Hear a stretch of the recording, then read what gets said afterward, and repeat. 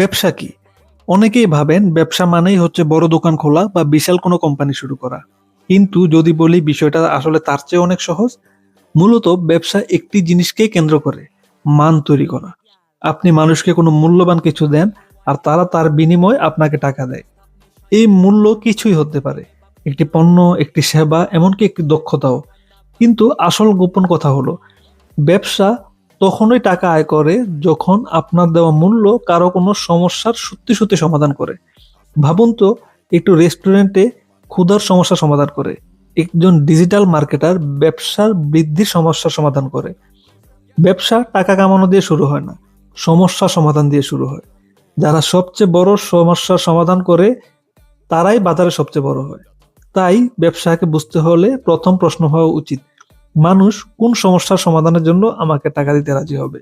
এটাই ব্যবসার আসল ভিত্তি। দেখার জন্য ধন্যবাদ।